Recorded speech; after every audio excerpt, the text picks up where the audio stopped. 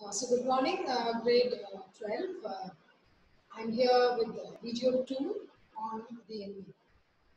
The enemy, yesterday we were, the previous class we were watching about, we were reading or talking about how one doctor named Sadao, he's supposed to be a very patriotic person. How he met his wife, where he met his wife, how they got married in the old Japanese traditional way. All these things we read yesterday. And we know about Sadao's father also. So let me continue. I'm going to continue from page number 26. I would like you to follow. So it was at this moment that both of them saw something black come out of the mist. So you know where Sadao was standing. His house is, it overlooks the. I was talking to you about ECR Road, how houses overlook the sea and stuff like that. So he can see the from his house, you can see the sea, and you understand that he was standing with his wife. So both of them were standing there, and it was at this moment that both of them saw something black come out of the mist. So you know how thick it was getting foggy, and suddenly they could see something black, a figure moving out from the mist. Now, what was that figure? Who was that man? Who was that particular shadow that they were seeing? It was a man. He was flung up out of the ocean. Flung, not through. Flung, it seemed, to his feet by a breaker. So a big wave pushed him probably to the shore. He staggered a few steps, his body outlined against the mist, his arms above his head. So that you could see him coming out through the mist. You can see the outline. And his hands were, arms above his head. Then the curled mist hit them again. So when the mist passes by, sometimes you can see the other part, sometimes you don't see it when the mist is very thick, So here suddenly they could see this figure, and then suddenly, he was not able to be, watched or seen. Who is that? Hannah cried. She dropped Sadao's arm and they both leaned over the railings of the veranda. They're standing in their house. There is a railing, probably like, you have a little bit of, like a fencing on your veranda. So they were standing there, and she dropped Sadao's arm. She was holding him, right? She dropped his arm, and they both leaned over the railing of the veranda. Now they saw him again. So they tried to take a close look. They saw him again. The man was on his hands and knees, crawling like an infant, on fours. Then they saw him fall on his face and lie there. So he's, what do you guess from this? He was on his fours, then he fell also. So you should be able to guess. Probably this man, must have been shipwrecked, or something else has happened to him while he was at sea, and he's pushed to the shore by the waves. Okay, so he did not have enough strength to even walk. Okay, so he fell and he was there on his face. A fisherman, perhaps. So they thought, Sarah and his wife, they felt that it was a fisherman. A boat was, lashed and, wrecked or whatever. And the fisherman was, he was trying to save himself. A fisherman, perhaps, Sarah said, washed from his boat, pushed away, broken. The boat must have been broken, damaged by the sea, the rough waves, and this fisherman somehow has managed to come to the shore. This is what Sarah thought. He ran quickly down the steps, and behind him, Hannah came. So Hannah also followed him. They wanted to see who this person was. Probably he needed help. Her wide sleeves flying. These Japanese, they have these loose sleeves, the hand, the sleeve. So as she was running, the sleeves were flying. A mile or two away on either side, there were fishing villages. But here was only the bare and lonely coast, dangerous with rocks. So there were villages there, and they were known for fishermen there. But here there were rocks. Rocks means you can get hurt, okay, by these rocks. The surf beyond the beach was spiked with rocks. So there were rocks, and nobody would know. And rocks are very dangerous. You might think you're walking on sand or whatever on the seashore, but there are many rocks because his house has been there for such a long time. He knows about the place. So now I'm talking about. Somehow, the man had managed to come through them. He must be badly torn. So they understood, okay, if the water is going to lash you, push you towards the shore, surely you would have got hit by these rocks. And he must have got hurt. Rocks are all pointed, rough. Probably he was torn and cut by these rocks. They saw when they came towards him that indeed it was so. So he was badly injured as they expected. The sand on one side of him had already a stain of red soaking through. Stain of red, it's very obvious, he is bleeding. So it was blood all over. He is wounded, Sarao exclaimed. Now he's a doctor. So first thing that he would look at is, how he could help a person who's wounded. And you also know that he was working on rendering wounds clean, getting them clean. Okay. They saw when they came towards him that indeed it was so. The sand on one side of him had already a stain of red soaking through. He is wounded, Sadao exclaimed. He made haste to the man, in a hurry he walked up, who lay motionless. The man he was not moving, no motion, no movement. His face in the sand. So Sadao was not able to see who this person was, but he knew there was a person who was badly injured. And as a doctor, he had this urge to rush up to him and help him. Okay. An old cap stuck to his head, soaked with seawater. So somehow the cap remained there and it was full of seawater. Just hanging on his head. He was in wet rags of garment. Naturally, if you are in the sea, you will be thoroughly wet. Thoroughly, not truly, thoroughly. Thoroughly. Through Tho, that O will not be there. Okay, Thoroughugh. This is thoroughly. Thoroughughy. Fully, completely. That's the meaning. An old cap stuck to his head, soaked with sea water. He was in wet rags of garments. Sarao stopped, Hannah at his side, and turned the man's head. Okay? So he is waiting. Hannah standing there at the side, so he wants to see this man. They saw the face. A white man, Hannah whispered. Now she's worried now. Why should she worry if it is a white man? They are Japanese. And, this person is a white man. Let's read. Yes, it was a white man. The wet cap fell away, and there was his wet yellow hair, long, as though for many weeks it had not been cut. And upon his young and tortured face was a rough yellow beard. He was unconscious and knew nothing that they did for him. Now, there are a few, clues that you can, guess who this person is. One thing, yes, if he's a white man, either he is from America or from Britain. Okay, we guess, we make guesses. Then you see, it says his hair was long. He probably was not able to go for a haircut. Okay, so time. Then it says he had a rough yellow beard. Even the beard, no shaving was done. And then upon his young and tortured face, so he had undergone a lot of pain. Now, from where? Who has pained him? One is he was pushed to the shore by the waters. So, was it that torture? Or was it something else? So, let's read. So, he was unconscious and knew nothing that they did for him. So, he did not know what was happening to him. He had no consciousness. Okay? He had fainted. Now, Sarao remembered the wound, and with his expert fingers, he began to search for blood. So, he wants to know about the wound. Blood flowed freshly at his touch. So, once he touched it, more blood is oozing out. On the right side, okay, of his lower back, Sarao saw that a gun wound had been re-opened.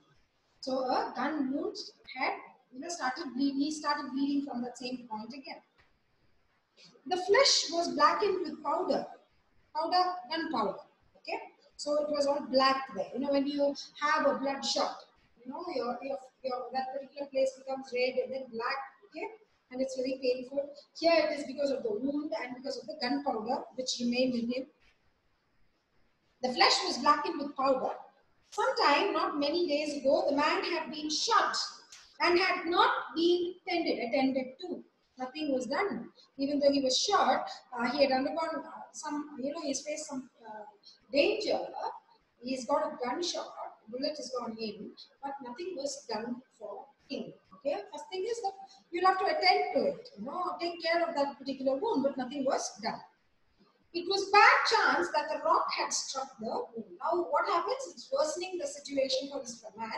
The rocks had, got into that particular wound. Oh, how he is bleeding, whispered Hannah again in a solemn voice, very serious voice. Okay? Oh my God, anybody, for that matter, if you ask me, I'll faint. If I look at anybody bleeding, first thing is I'll faint there. So different people have different reactions. So here it says, Hannah whispered in a solemn voice. She was very serious. One thing is, he's a white man. He's not a Japanese person. The mist screened them now completely, and at this time of day, no one came by. So they were covered by the mist. So nobody could see them, even if they were there. Nobody could see them. And another thing is, nobody came that way at that particular time of the night. The fishermen had gone home, and even the chance beach combers, collecting things, would have considered the day at an end. What shall we do with this man? So he's wondering how to deal with this person. He's talking to himself, probably in a very low voice. But his trained hands seemed of their own will to be doing what they could to stop the fearful bleeding. Now he wanted to, he's confused, he's worried about something. In his head, he's thinking of so many things. But being a doctor, nothing could stop him from attending to the wound. He was doing something that could stop the man from bleeding. He packed the wound with the sea moss, the green stuff, whatever he could find there in the water. That strewed the beach. That was all over the beach. The man moaned with pain. So he's packing the wound. He does not want him to bleed anymore. The man moaned, M-O-A-N-E-D. Here it is in pain. He's crying in pain. But M-O-U-R-N-E-D, moaned there, meaning you mourn the death of somebody. When somebody dies, the relatives mourn, M-O-U-R-N. But here it says M-O-A-N, which means he is crying in pain. I know the word, if I write, isn't, it's not very clear. That's why I'm calling out the spellings. So he was moaning with pain in his stupor, but he did not awaken. So he was still unconscious. He was not in his consciousness, but in that pain, he was making a lot of noises. He was moaning because he was in deep pain. The best thing that we could do would be to put him back in the sea, Sarao said, answering himself. So he asked, what should we do to this person? So when he is asking him, he's talking to himself, and you can see him answering himself. He says, the best thing is to throw him back into the sea, nothing else, because he's an American. And in the beginning, we read, it is during the wartime, okay? So you can imagine a Japanese person, he is going to help an American or a white man, what would happen? He would be in trouble. So he's talking to himself. Let us throw him back into the sea.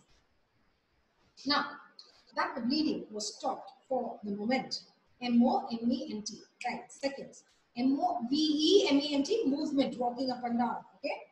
Now, the blood was stopped for the moment. He stood up and dusted the sands from his hands. So, he stopped the man from bleeding. So, he dusted the sand of his hands. Yes, undoubtedly, that would be the best. So, Hannah also agrees. Best is to throw this man back into the sea, she says, agreeing with her husband. So, Hannah, yes, undoubtedly, that would be the best, Hannah said steadily. She's also very stern about her words. But there's no hesitation, right? But she continued to stare down at the motionless man. Whatever said and done, they were looking at this man who was there lying unconscious. If we sheltered a white man in our house, we should be arrested. And if we turned him over as a prisoner, he would certainly die, Sadao said. Now, as a doctor, he was worried about the life. What happens if the person is handed over to the army? They'll surely torture him. And he's also badly wounded, so surely he's not going to survive. As a doctor, he does not want that to happen. Okay? But as a patriot, his moral duty was to hand him over. So now they are wondering, now they're confused, now they do not know what to do in this particular situation. They are caught up, between patriotism and between service to mankind. So Sadao is trying to, he's arguing it in his head. and he's talking to his wife. The kindest thing would be to put him back into the sea, Hannah said. But neither of them moved. They were staring with a curious repulsion upon the inert figure. So they were, though they were saying things, they did not do it. They did not take it, throw him into the water, but they were still there, and they were just, staring at this person who was without any movement. No, he was inert, no movement. But they had a distaste, repulsion, because he was a white man, but something was stopping them from doing what they were saying, throwing him into the sea. What is he? Hannah whispered. There is something about him that looks American, Sarao said. So they're trying to guess who this person could be. So he's an American, Sarao says. He took up the battered cap. Yes, there, almost gone, was the faint lettering, the sailor, he said, from an American warship. He spelled it out, U.S. Navy. The man was a prisoner, P-O-W. So when they looked at the hat, the cap that stuck onto his head, that said U.S. Navy. So they knew that he was a sailor and he belonged to the Navy, the U.S. Navy. So he was an American sailor. He has escaped, Hannah cried softly, and that is why he is wounded. So he was caught by the Japanese probably, and he has escaped from them. That is why, while escaping, they have shot him. Okay. Now they are trying to figure out how he got hurt. He has escaped, Hannah cried softly, and that is why he is wounded, and that too in the back. So he was shot by a person, and while he was running probably, or while he was escaping, probably while he was swimming. They hesitated, looking at each other. Then Hannah said with resolution, "Come, are we able to put him back into the sea?" Okay, so she's deciding, resolutely, decision. She says, "Come on, can we do it?" Okay, if I am able, are you? So if I say we throw him in, will you be able to do that? He's asking Hannah now. No, Hannah said, but if you can do it alone. Sadao hesitated again. The strange thing is, he said, that if the man were whole, I could turn him over to the police without difficulty. I care nothing for him because he's an American. He is my enemy. All Americans are my enemy, and he is only a common fellow. You see how foolish his face is? But since he's wounded, so he's trying to justify what he wants to do for the man. So he says, he's an American, so that makes him my enemy. I don't have any botheration. I don't care much for this man. But the only thing is, if he was okay, if he were not wounded, I would have surely handed him over. But what's stopping me is because he's wounded. I'm not able to, take it. As a doctor, I do not want to leave this man unattended to. I want to do something because he's wounded. You also cannot throw him back to the sea, Hannah said. Then there is only one thing to do. We must carry him into the house. Now she knows what her husband feels. Okay, so she says, okay, now let's not waste time with him. Let us take him back. You cannot throw him into the sea. You cannot hand him over. And you're talking about him being wounded. So best thing is to take him into the house. But the servants, Sarao inquired. So he's asking, what about the servants? If it's only two of us, it's all right. But we have the servants. What if they go and report about us holding or sheltering a POW, a prisoner of war, and that too he's an American? We must simply tell them that we intend to give him to the police. As indeed we must, Sadao. So she says, we'll tell them. Anyway, we have to hand this fellow over to the police. So let's tell them that we are going to hand him over very soon. You must think of the children and your position. So she's reminding him, see, you cannot afford to let this fellow escape. You cannot help him and let him escape too. Because you're a doctor and you are held in high esteem. You have dignity. You have your own, merits to your character. There are so many people who are depending on you. They look up to you as a doctor, and you are a scientist. All these things. So you have to think of your position, and you have to think of the children. It would endanger all of us if we did not give this man over as a prisoner of war. So she's telling him the danger. If they shelter him and if they don't hand him over, all the whole family members, everybody in the family would be in trouble if the government knew they were sheltering an enemy. Thus, agreed together, they lifted the man. He was very light, like a fowl that had been half starved the whole time until it is only feathers and skeleton. So it's like, a fowl means a chicken. Now without feeding the chicken, it's only got feathers and bones. That means he's starved. So he was so lightweight. He did not weigh much. He was very lightweight. So his arms hanging, they carried him up the steps and into the side door of the house. So they lifted him, his hand was hanging like that, and then they had to carry him into the house. This door opened into a passage, and down the passage they carried the man towards an empty bedroom. So they went into an empty bedroom, part of the house. It had been the bedroom of Sadao's father. So whose bedroom are they taking him into? Sadao's father. And since his death, it had not been used. So that was Sadao's father's bedroom, and nobody was using it, and so it was empty. So probably they thought they could keep this man there and help him. They laid the man on the deeply matted floor. So floor was covered with mats, probably. Everything here had been Japanese to please the old man. Who's this old man? Sadao's father. And you know how patriotic he was. So everything was Japanese about that room. All right. So everything there had been Japanese to please the old man. Traditional things in the room. Who would never in his own home sit on a chair or sleep in a foreign bed. So he was so patriotic that he would do only use only things which were made in his country. He never used anything that was foreign. Hannah went to the wall cupboards and slid back a door and took out a soft quilt. So she took out a nice blanket. Okay, so she went to the cupboard on the wall and she opened the cupboard. Probably it was a sliding door which moved sideways, and she pulled out a quilt. She hesitated. Why?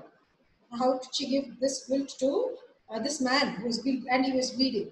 The quilt was covered with flowered silk, and the lining was pure white silk. So probably it was a very expensive quilt.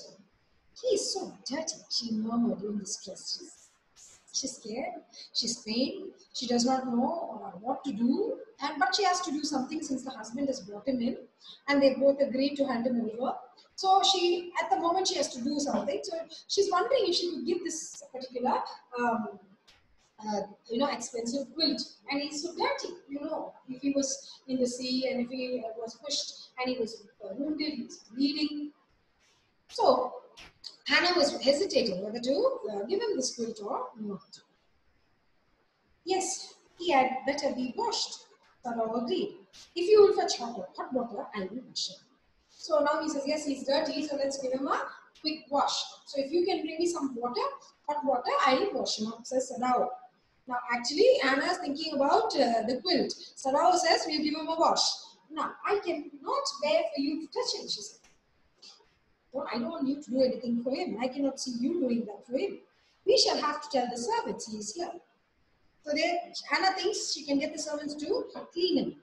I will tell you now. So the servant. She can leave the children for a few minutes and she can wash him. So she was a maid taking care of the children in the house. So she says, I won't send her, let her take care of this man, let her wash him up, give him a quick wash. And I know we can send her back to the children later. Farao considered a moment. Let it be so. So he also agreed. You tell Yumi and I will tell the others. So he says, you go tell Yumi, I'll tell the other servants of the house about this man being here. But the utter pallor of the man's cautious face moved him first to stoop and feel his. So the face, the appearance, was so, a doctor could feel that he was not, very healthy. So first thing was he bent down and he checked his pulse, as doctors do. Okay? It was faint, but it was there. So he wanted to know whether the fellow is still, alive. So he feels his pulse and he knows his pulse is there, and he knows that he's breathing. Okay, it was faint, but it was there. Very light, so he's very, very weak. Okay, he put his hand against the man's cold breast. So he put his hand, and the heart too was yet alive, so he could feel the beating of the heart. He will die unless he is operated on. So Sadao, as the doctor knows, if he is not operated on, he is going to die. So operated on, phrasal verb, plus preposition or verb plus adverb makes up a phrasal verb, operated on. So Sadao said this, considering his thinking. Okay, the question is whether he will not die anyway. The question is whether, if I leave him here, to die, is he not going to die anyway? If I'm going to save him now, is he not going to die again if I'm going to hand him over? Is he going to be alive when I hand him over? Okay? Hannah cried out in fear, don't try to save him. What if he should live? So he says, no, you cannot afford to think you can make him escape. No. Let him, what you have to do as a doctor, just do that. What if he should die? Pharaoh replied. He stood gazing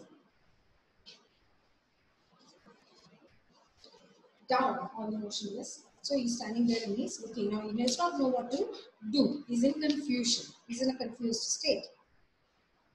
What if he should live? So, if you are going to operate on him, if he survives, what are we going to do?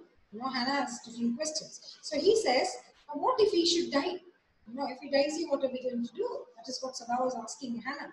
If he dies, if I'm going to operate on him, he'll live. If I don't, he's going to die. Now, if he's going to die, what are we going to do? Okay, how are we going to handle the situation? How are we going to handle things? So he's looking at him, okay? He's looking at this man. This man must have extraordinary vitality, strength, or he would have been dead by now. So he's very strong, willpower probably, and very strong person. That's why he is alive. Otherwise, he would have been dead by now. So I was looking at this man and he's commenting on him. But then he was very young, perhaps not yet 25. So one thing is he is very young, so he's very strong. So that is what is keeping him alive. You mean die from the operation? Anna asked. Yes, Sarah said. So he's got another question mark. What if he died if I operated on him? Anna considered this doubtfully, and when she did not answer, Sarah turned away. At any rate, something must be done with him, he said, and first he must be washed. He went quickly out of the room and Hannah came behind him. She did not wish to be left alone with the white man. He was the first she had seen since she left America, and now he seemed to have nothing to do with those whom she had known there. Here he was, the enemy, a menace, living or dead. So now you can imagine, Sadao is pulled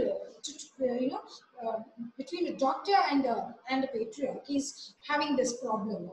What should I do? Should I let him die? If I operate on him, will he die? Or if he survives, what will happen? If he survives and if I hand him over, is he going to survive again? Or are they going to kill him? So there are so many questions. Then he says, let me put away all these questions and let us wash him first. Later on, we'll see what we can do about this man.